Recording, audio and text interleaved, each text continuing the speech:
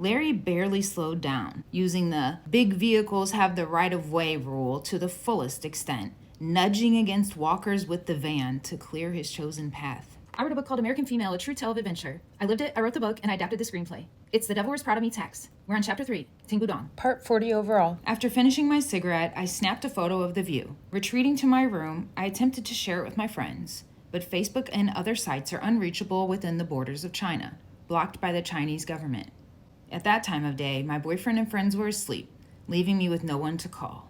Aside from my communication with Sandstone, who operated on Click's strange 24-hour schedule, I didn't have much connection with the world outside of Asia during my time there, which was fine with me.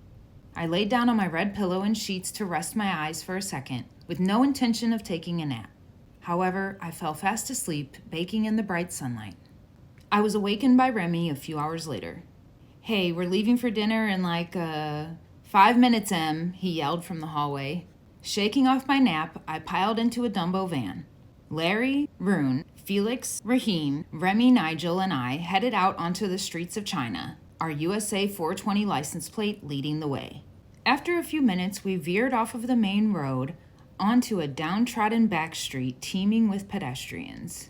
Larry barely slowed down, using the big vehicles have the right of way rule to the fullest extent, nudging against walkers with the van to clear his chosen path. He stopped suddenly in the middle of the street.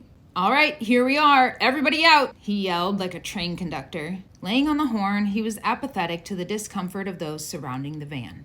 The side door slid open and we stepped into mass chaos. Cars zoomed past us. Hundreds of people stomped through the streets. Taxis crowded the curbs. Dingy storefronts, rickety street carts, and freestanding tiki bars littered the block. Disfigured adults missing eyes and limbs lay strewn across the sidewalk, holding cardboard signs scrawled with crude Mandarin characters, pleading for assistance. Groups of poor, homeless Chinese mobbed us, begging the rich white Americans for money. Palm trees were everywhere.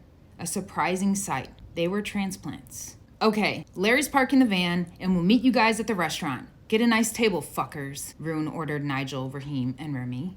Turning to Felix and myself, he motioned for us to follow him. "Where are we going?" I asked, not wanting to miss the group dinner.